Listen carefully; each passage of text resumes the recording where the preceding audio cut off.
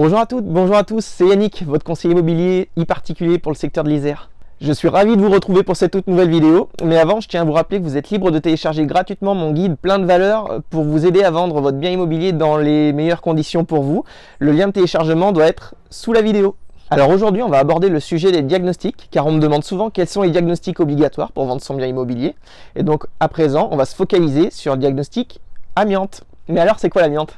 Eh bien c'est un matériau naturel fibreux qui sert à isoler les biens, les tuyaux, différents éléments, aussi bien dans les habitations, dans les grands bâtiments, les industries, mais également dans les grands bateaux. Eh bien c'est tout simplement un constat de repérage qui va nous permettre de savoir s'il y a présence ou absence d'amiante dans un bien immobilier. Vous êtes concerné si vous êtes propriétaire d'un bien immobilier dont le permis de construire a été délivré avant le 1er juillet 1997 et que vous avez pour projet de vendre ou louer ce bien. Voilà, ça concerne aussi bien les maisons que les appartements, mais également les box, les caves. Ce n'est pas réservé uniquement aux lots à usage d'habitation. Vous êtes propriétaire d'une maison, vous êtes propriétaire d'un appartement, d'un parking, d'un box, d'une cave, et bien vous êtes concerné.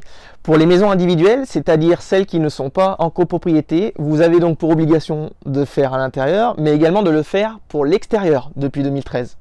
Concernant les appartements et les biens en copropriété, eh bien vous avez pour obligation de fournir à votre acheteur ou à votre locataire un DTA, c'est-à-dire un diagnostic technique amiante des parties communes.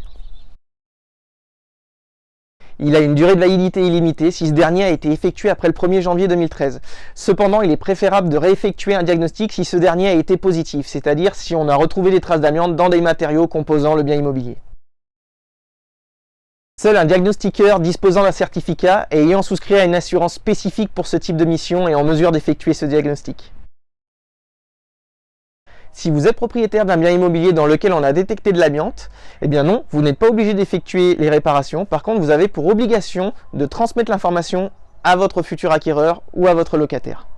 Voilà, c'est tout pour cette vidéo. J'espère qu'elle vous a plu. Si vous avez la moindre question à ce sujet, je vous invite à la poser dans les commentaires en dessous de la vidéo. Je me ferai un plaisir de vous y répondre.